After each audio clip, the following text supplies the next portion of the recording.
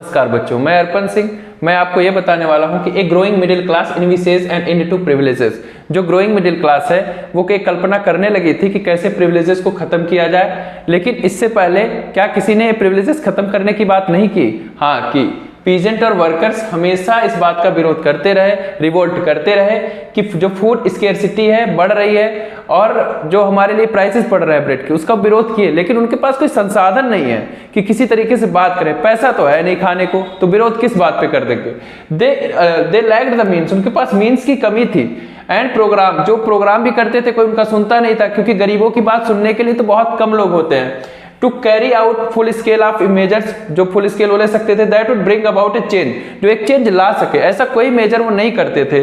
The social and economic order, social और economic order जो बदल सके, क्योंकि सोशल और इकोनॉमिक आर्डर तो बिगड़ा ही था। आपको पहले पता है कि फर्स्ट स्टेट सेकेंड स्टेट पूरी तरीके से इकोनॉमिकल मजबूत थी और ये थर्ड स्टेट बहुत गरीब थी। तो this was left to those groups within, क्योंकि इसमें वो ग्रुप छूट जाते थे जो थोड़ा कमाते थे। आज भी जब हम कभी परेशान होते हैं, भारत में ही देख लीजिए कि जब गरीब कोई बात उठाएंगे तो जो व्यक्ति का दिनचर्या ठीक चल रही है, थोड़ा बहुत कमा रहा है, वो विरोध क्यों करे? क्योंकि उसको तो सब ठीक ठाक लगता है। लेकिन जब ये चीज ज्यादा बढ़ जाती है, आसपास वो ज्यादा लोगों की कमियां सुनने लगता है कि नहीं हाँ देश में ऐसा हो रहा है, तो इस चीज को यकीन करने लगता है। तो वो जो थर्ड मिडिल क्लास है वो अपने पुअर लोगों की बात सुनने लगी थी। आपको ये बात पता है, जब गांधी जी ने बीएचयू में गए पहली बार भाषण देने, तो वहां सारे अमीर लोग थे, भारत की आजादी की बात करने गए थे, तो उन्होंने मिडिल क्लास ही देखा, जो डॉक्टर थे, इंजीनियर थे।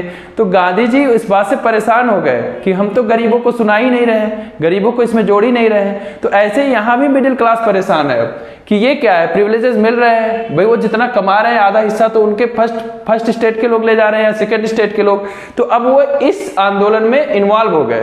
पहले वो छूट जाते थे। This was left to those group within the third state who had become prosperous, क्योंकि थर्ड स्टेट में ऐसा नहीं है कि सभी गरीब थे, पर कुछ जो अमीर थे वो छूट जाते थे। And had access to education and new idea, जिनके पास शिक्षा थी और नए विचार थे। 18th century witnessed the emergence of social groups termed the middle class। तो 18th century में एक इमरजेंस ऑफ सोशल ग्रुप जो आया वो मिडिल क्लास बोला गया ना, जो हु अर्न देयर वेल्थ, जो अपना मतलब अपने वेल्थ कैसे अर्न करते थे? थ्रू एन ओवरसीज ट्रेड, मतलब समुद्र पार व्यापार करते थे। From the manufacture of goods, जो मैन्युफैक्चर्स ऑफ गुड होते थे, जैसे सच एज वुलन या सिल्क, ऊन और रेशम टेक्सटाइल, मतलब जो ऊन and silk textile, that were either exported और ब्रॉड, वो उसे खरीद फरोख्त करते थे, मतलब वो लाते थे खरीद के और बेचते थे। By the woollen and silk textile that either exported और bought by the richer members of society. तो वो रिचर मेंबर ऑफ सोसाइटी के पास लेन देन करते हैं, और आपको भी पता है लेन देन करने वाले व्यक्ति जो है धीरे धीरे पैसे वाले हो जाते हैं, वो अमीर होने लगते हैं। अब ये जब ग्रुप उभर के आ रहा था तो कि कुछ मर्चेंट्स और मैन्युफैक्चरर जब वो समुद्र पार जाते थे तो पैसा कमा लेते थे, और वो जब कमाने लगे तो उनके बच्चे भी पढ़ने लगे धीरे धीरे। तो उनके बच्चे क्या हुए, प्रोफेशनल्स और प्रोफेशंस में जाने लगे, जैसे लायर्स हो गए, कुछ एडमिनिस्ट्रेटिव ऑफिशियल हो गए, राजा क्या है वो ऑफिशियल वर्क करने लगे।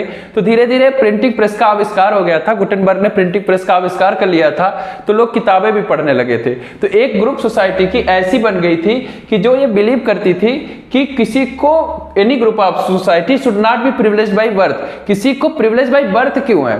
आप पैदा हुए आपको वो राइट मिल जा रहा है, ऐसा कैसे हो सकता है? नहीं, आपको पहले तो इक्वल अपॉर्चुनिटी होनी चाहिए, और before the law we had all have equal, ठीक। तो rather a person social based must depend on his merit, और जिसको भी प्रिविलेज मिले वो मेरिट के बेसिस पे मिले। आप देश को क्या योगदान दे रहे हो? ऐसा तो है नहीं कि आपको प्रिविलेज नहीं मिलता, अपने देश में भी प्रिविलेज है, ये भी गलत हो सकता है। नहीं, आप देश को क्या दे रहे हो, इस अकॉर्डिंग आपको प्रिविलेज मिलना चाहिए। जैसे महात्मा गांधी जी ने इस देश के लिए लड़ाई लड़ी, और जब इस देश के लिए लड़ाई लड़े हैं, हमें सरकार उसको प्रोटेक्शन देगी। जैसे हमारे यहाँ बहुत सारे रिवॉल्यूशनरी ऐसे हैं जो कि बड़े मुसीबत में आंदोलन करते हैं, तो उनको सरकार सेफ्टी देती है कि नहीं आप बोलो, क्योंकि आप नहीं बोलोगे सरकार के खिलाफ तो सरकार को अपनी कमियां नहीं पता चलेगी। लेकिन फ्रांस की सरकार बिल्कुल आंखें बंद की हुई, वो कुछ भी नहीं सुनना चाह रही थी।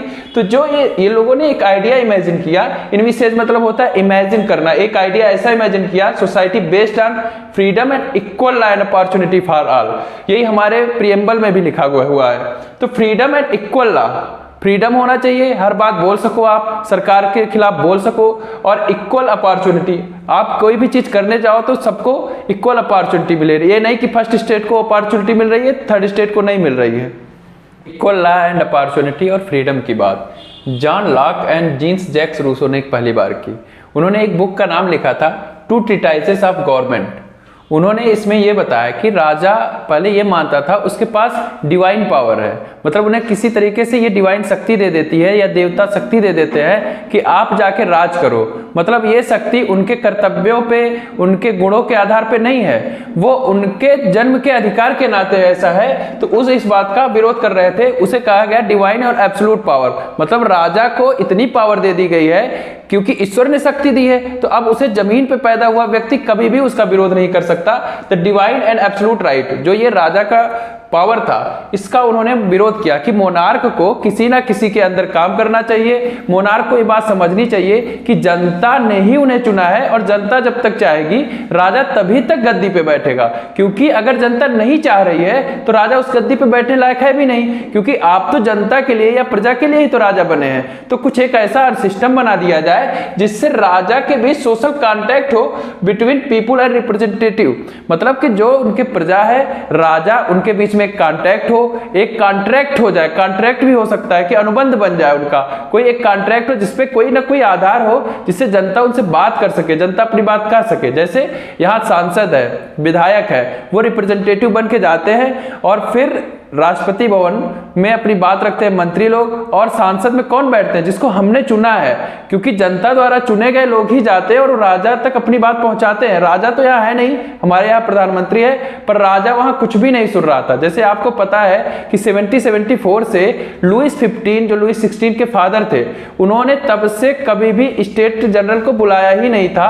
तभी उन लोगों को एक जरूरत पड़ी कि कुछ ना कुछ ऐसा सिस्टम फॉर्म कर लिया जाए। अब रूसो ने यह आइडिया किस बुक में लिखा था? आपको याद हो जाना चाहिए, the treatise of government, two treatise of government, the spirit of law.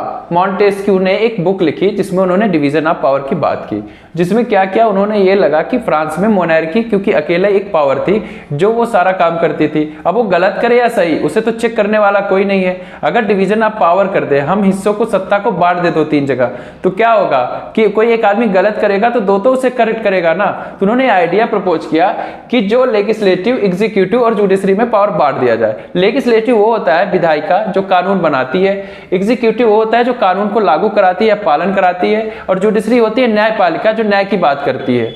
तो क्या हुआ, उन्होंने आइडिया प्रपोज किया और ऐसा हुआ क्योंकि जो 13 कॉलोनी आपने बताया कि फ्रांस ने उन्हें आजाद कराया था ब्रिटेन से, वहां यह आइडिया प्रपोज कर दिया गया था या लागू भी हुआ था। तो जनता बहुत खुश थी क्योंकि अब राजा को डिवाइन पावर है और एब्सोल्यूट राइट है, वो कुछ भी करे, कोई ना बोले। ये चीज तो एकदम गलत थी क्योंकि राजा किसी को सुन ही नहीं पा रहा था। तो अब क्या हुआ, 13 colony declare their independence Britain.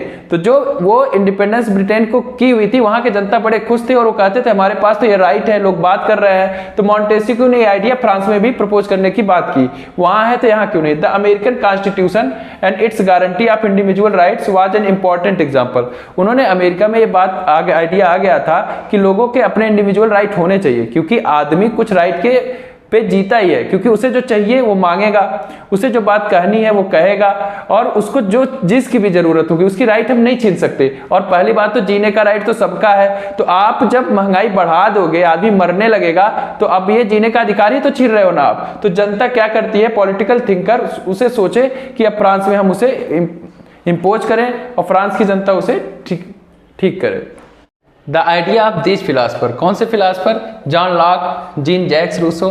The treatise of the government book में उन्होंने जो आइडिया डिस्कस किया था, कौन सा आइडिया? जो हमारे equality before the law and fundamental rights की। ये लोग आपस में बात करने लगे, फिलासफर्स की जो बातें थी वो डिस्कस कर रहे थे इंस्टेबली सैलून और काफ़ी हाउसेस पे। दिक्कत क्या थी कि पढ़े लिखे लोग तो ये आइडिया पढ़ लेते थे, पर जो नहीं पढ़े लिखे होते थे वो किस तरीके से ये बात करें। तो ये बातों से वो सुन लिया करते थे कि लोग क्या बात कर रहे हैं, बुक और न्यूज़पेपर्स के थ्रू। जैसे कोई बुक पढ़ रहा है, कोई न्यूज़पेपर पढ़ रहा है, तो उसकी तरह वो आई से सुनते थे। तो जो नहीं पढ़े लिखे थे वो भी ये बात सुन पा रहे थे, और फिर उनके मन में आ रहा था कि हम, हाँ, ऐसे देश में होना चाहिए। और the spirit of law book Montesquieu ने क्या बताया था? Division of power, executive, legislature और जुडिशरी में क्या हमें डिवाइड कर देनी चाहिए पावर को। तो लोगों को लगा हाँ एक के हाथ में अगर सत्ता रहेगी तो निश्चित तौर पे एब्सोल्यूट राइट का पावर का वो इस्तेमाल करेगा।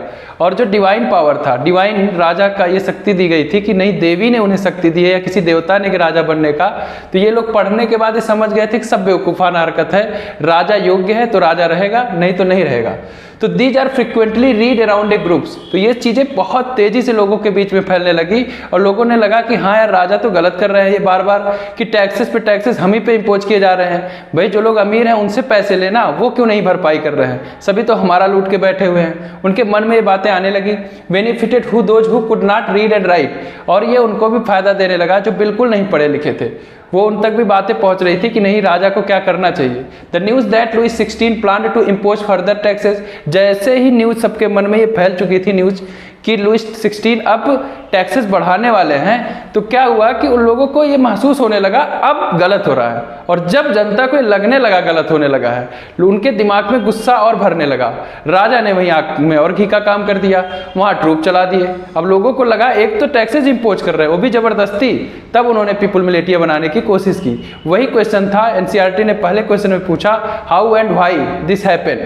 तो उसका कारण यही था कि टैक्सेस पे टैक्सेस इम्पोज किए, लोगों को सर्वाइवल की दिक्कत हो रही थी। अब जब सर्वाइवल की दिक्कत के बाद फिर से टैक्सेस लगाना शुरू किए तो लोगों का गुस्सा 2 दूनी 4 गुने जैसे बढ़ गई और वो फिर आग की तरह फैली।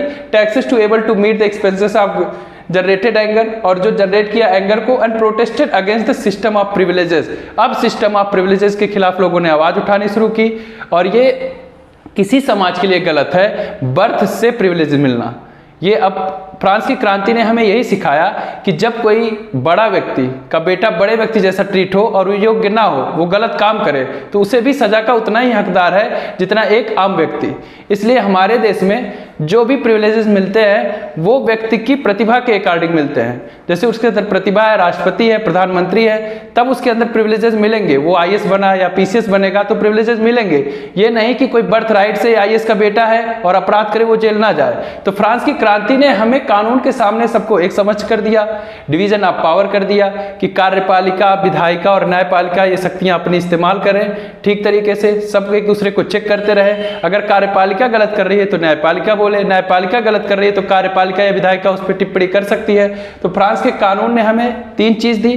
पहला फंडामेंटल राइट, दूसरा equality before the law and opportunity, equal opportunity. कहीं ऐसा ना हो कि एक धर्म के लोग या बड़े लोग को ही अपॉर्चुनिटी मिले, एक तबका दबा कुचला रह जाए जो देश के लिए देश को ये लूला और लंगड़ा बना देता है। तो फ्रांस की क्रांति ने तीसरी चीज दी। चौथा क्या दिया कि लोगों को, सरकार को भी ये सोचने को मजबूर होना पड़ा कि हमें प्रजा की भी सुनना चाहिए, और फ्रांस की क्रांति से हमें 3 चीज मिलती हैं। धन्यवाद।